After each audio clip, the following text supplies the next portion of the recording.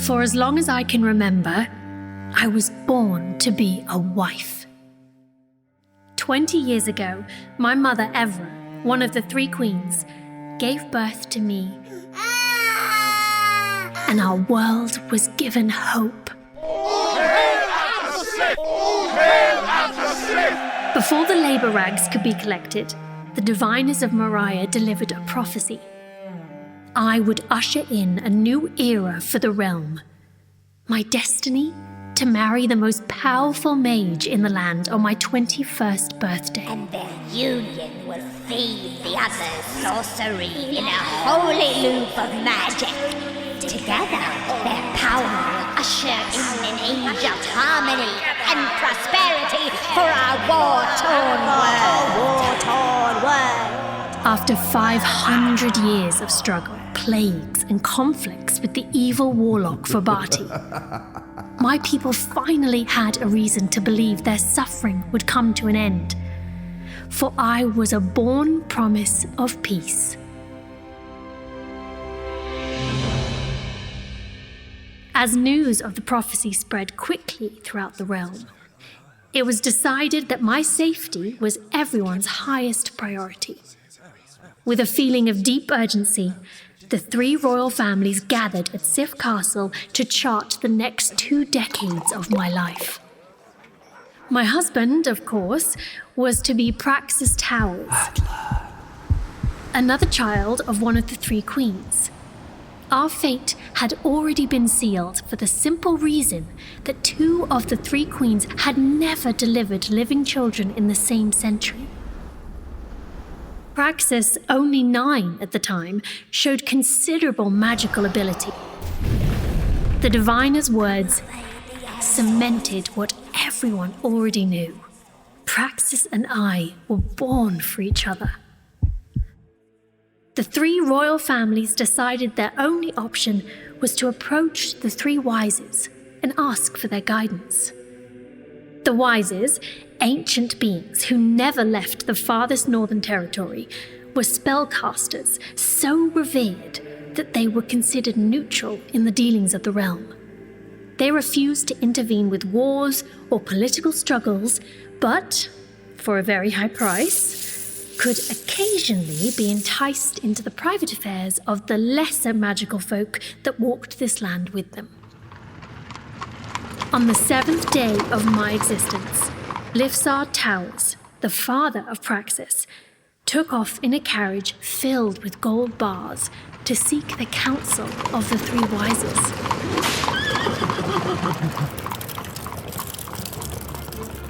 For 19 days and 19 nights, the realm anxiously waited, and then Lifsar returned with an empty wagon and a message from the north. Well, the Wises have agreed to protect Atla on the condition that the child be handed over to them immediately for safekeeping. There she will be raised by the Wises in total isolation until her time to marry, her 21st birthday. Then, and only then, would I be allowed to see my home, my kin, my Praxus. I was told that my parents suffered from this news, that my mother crumpled on the steps of Sif Castle in despair, that my father drew his sword and threatened to destroy any man who dared try and take me from him, that the people of the 36 territories wept for me, for my family. But ultimately, a decision was made.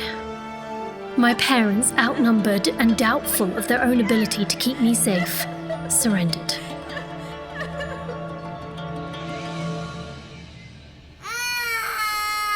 And so, the 3 Wises met the 3 kings and laid out the rules of my life. I was to live in a green valley that existed on no map. forgotten ancient spells were woven around me in a tapestry of oblivion, making it impossible to find us until my 21st birthday. On that day, the walls of magic protecting me would collapse, and I would be delivered directly to Praxus. Atla. The magic binding us would snap in place, and we would be by each other's side, ready to oversee an age of peace and prosperity. With the Wises, I lived a tranquil life. The four of us existed in harmony. Wise Eerie. Oh, I am wise. Wise Orna. Oh, Say it again. what? And wise Laura Don't get me started on politics. were loving and kind. They took on the physical forms of grandmothers. Oh, my back. They were my world. My magic blossomed with the Wises, and they taught me how to harness it for good. When I wasn't studying, I waded in the creek at the bottom of the valley, or rode my horse, Starkrit, through soft meadows. Oh, sweet Starkrit. Or fantasized of Praxus. Beautiful, brave Praxus. I studied every detail of the tower's castle and what would be expected of me as a wife. We celebrated all of Praxus's milestones. On his 13th birthday, the Wises threw a party for the very important rite of passage, the formation of his Pearl of Power. The Tower's family possessed creation magic, and it was a tradition of their bloodline for young warlocks to prove their magical ability by conjuring a perfect pearl, a creation out of thin air, consisting entirely of their own magic. Every significant event, the Wises made sure I felt I understood, I shared with my love. I couldn't wait to finally be with him. I knew he would be kind, courteous, and above all, just. We would be happy. I was certain in the deepest part of my soul that he thought of me as much as I yearned for him. Sometimes he appeared in my dreams. A young man, tall, slim, with jet black hair and brilliant blue eyes, would suddenly emerge from the other fantasies of my slumbering visions. I would be surrounded by the scent of incense and snow, and he'd reach out, slowly, offering me his hand with a soft smile on his lips. And as I went to hold him, I'd wake up, alone, still smelling incense and snow.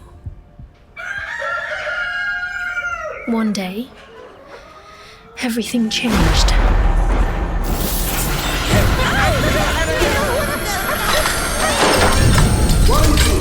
Stand up! It is I, Grandler of the Shady Grove. I come as a friend, not as a foe. Atla, I have found you at last. The wizard who stood before us was tall and thin, with a white beard to his waist and matching hair down his back. Skin like an old saddle, housed two sparkling green eyes. The man stared at me in disbelief, and then he turned to the Wises and laughed. This is your form now, old friends. Oh, for our time with the child, yes. Well, I must say, it does suit you three well. Less menacing than your usual. Well, look at what the old barn cat dragged in. Hello, Grandma. And how did you, sir, find us? I was frozen in awe as I watched the stranger interact with the only beings I had ever known. I've come because of Atla.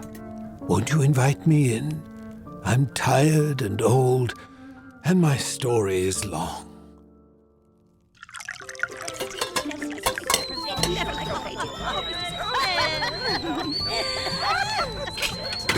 And you know what? This one left half a footprint in the gale, which was my first clue on the journey to find you. I told told you, wise Eerie, to be more careful with those big hooves of yours. Only a madman would follow such a sign. Mad or desperate? Anna, we feel the heaviness of your heart. What business could you have with the child? I know she is a child to you, Infinite Wises, but to herself and to the world, she's a woman. Something stirred deep in me at his words. What duty of our world could hold you for 7 years, dear Grandla? A danger so powerful it threatens to destroy the realm. You've always given Fabati too much credit. He is mortal, still just a dusty old warlock.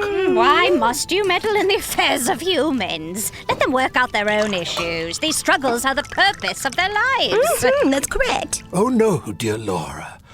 I speak not of Fabati, but of another new menace, so formidable it could jeopardize all life as we know it. I speak of Praxus. My heart stopped and my veins turned to ice. My vision went black and my world collapsed around me.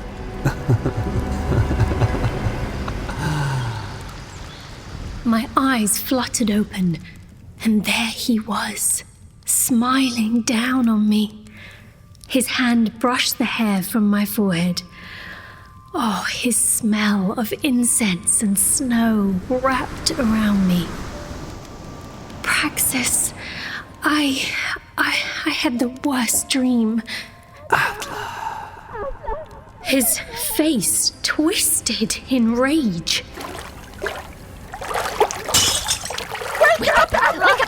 Smelling salts! And then I was back in the kitchen, on the ground. The teacup that had been in my hand moments before now sprinkled shards on the floor. I wish there was a better way to relay the news. What is it you intend to ask of us? You must have forgotten. We answer to no man, not even you. I've not come here for you, but for Atla. For Atla? But her magic is still so young. What help could she be? Let's hope you underestimate her.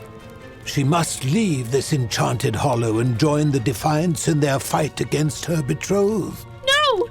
I didn't realize I had yelled until I found my own hand wrapped around my throat. Surely this is not the most prudent move, Grandla. The girl should stay here. Where she is safe. This world was built to protect her. And sadly, the same spells that were meant to keep her hidden were interwoven with those that chain her to Praxus. It is only a matter of time before he finds her. In fact, I'm surprised he hasn't yet.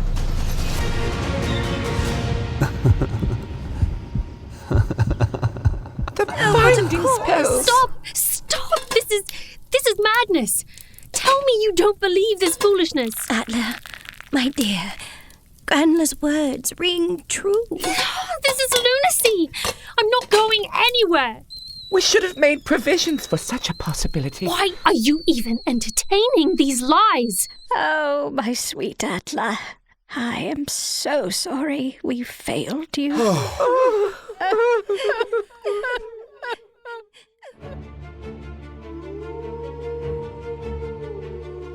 That night, Grandla stayed with us and told the tale of how Praxus grew from a boy of great promise to a feared, dark wizard. How, in my absence, my parents, heartbroken and weak, retreated into the Sif castle, where they became shells of the ruling class, only taking from the territory and refusing their courtly duties.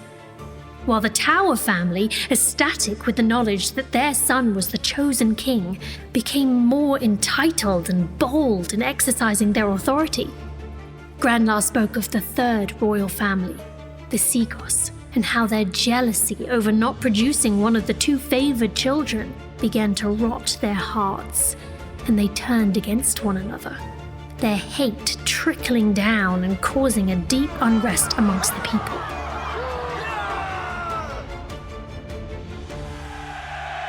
Then real trouble came. A wheat shortage followed by a brutal winter left thousands ill. Cropless and sick, some began to lose hope. They turned to the Nine for help, but their words fell on deaf ears. Insolence! Tell them to be patient. In a few more years, the prophecy will be fulfilled and peace will come. The young men and women of the territories began to question the old system of law. Why should we be governed by the 9? Why should they be ruled by the 3? Who decided this order?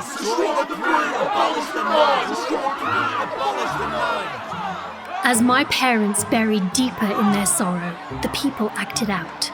And as the people acted out, the Towers family grew violent. And as not to be upstaged by the Towers, the Seagoss grew ruthless.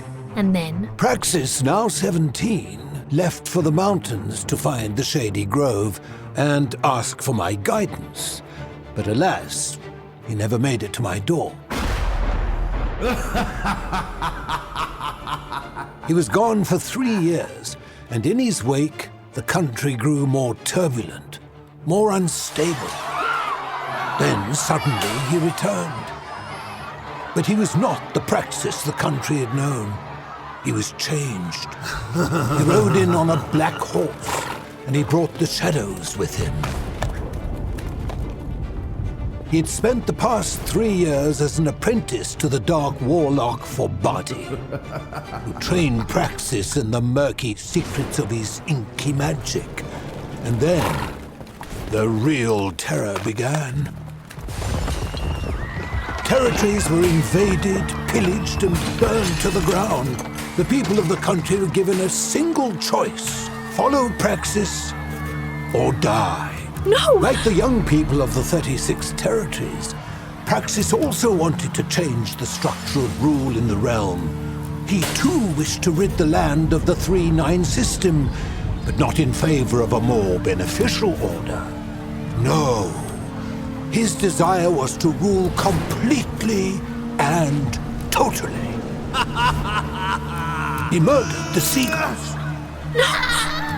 Each one as they slept in their castle. And my parents?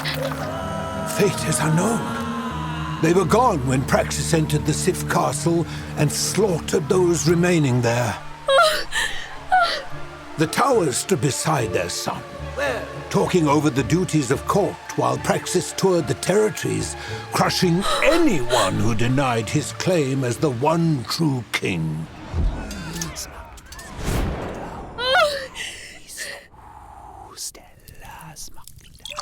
We forget how quickly the lives of mortals can come undone. So the world I've been meaning to save is destroyed. There is hope, but just a sliver. A group of witches and wizards called the Defiants have been fighting back. And miraculously, just last month, a victory beyond belief. A young warlock named Walker dealt such a brutal blow to Praxus that he has not been seen since, his power greatly reduced. We believe he even came close to dying, and so we need you. I've come here to bring you to Walker and the other Defiants, who are stationed in a stronghold in the Middle Territory. But what could I possibly add? Once you're out of the hollow, the binding spells will grow stronger. But before Praxus senses your presence in the realm, I will place cloaking charms on you. Then, at the exact moment we are ready to strike, we will remove the charms and... Praxus will leave wherever he is hiding to find me. No, she is not bait. He is weak. His power is low. We must strike now. Atla, I need you to lure Praxus to us so we can finally kill him. Grandmother will put her directly in danger. It is our only hope. Oh, we forbid it. It is too risky. You must find another way!